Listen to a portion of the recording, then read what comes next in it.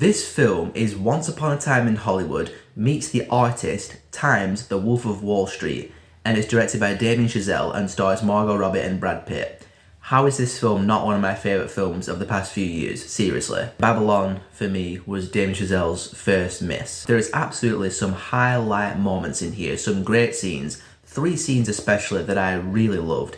The scene where Margot Robbie is filming her first scene on her first talking film, and the crew is dealing with sound for the first time. Love that scene. There's another scene later on in the film with Brad Pitt and a journalist, and they're talking about what Hollywood and cinema and films really mean. Adored that scene. And the last 10 minutes of this film I really loved. In fact, the last 10 minutes of Babylon was a way better love letter to cinema and films than the entirety of Empire of Light was, I'll say that. And it irritates me because you see these scenes and you see the ideas that Damien Chazelle is trying to weave through the film, story-wise, character-wise, and I just cannot help but see that there is a fantastic film in here somewhere. But all of this stuff is just smothered by the excessive, gratuitous raunchiness, which for me, it just felt too much. They threw too many bodily fluids on the screen in this film, and it felt like Damien Chazelle and company were just like, let's just make this as dirty as possible, but without really a great reason to do so. I mean, perhaps Damien Chazelle was going for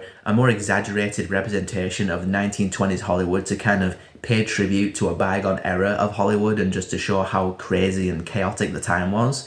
If that was the attempt and that was the intention, I get it. But in execution, it just came across as a chaotic mess. And also a pretty disjointed mess as well, because there's a lot of characters that it cuts between. They're doing different things. They're all pretty much trying to do the same thing, which is make it in Hollywood. But because of just the sheer amount of just dirty crap in this film that's just flooding the screen and just thrown in your face, you just struggle to really attach to anybody, and you realise that there's not really a lot of likeable characters in the film. Apart from Brad Pitt, he was the best character. I liked him the most.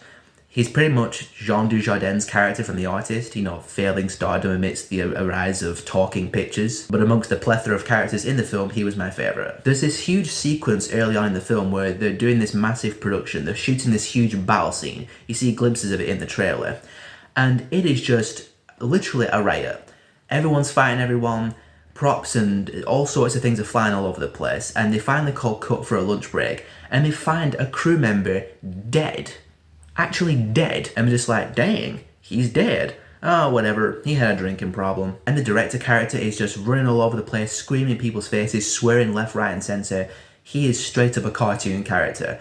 This entire sequence I was watching, I was just like, what is going on here? I don't know if that's accurate to how film productions were in the 20s, I wasn't there.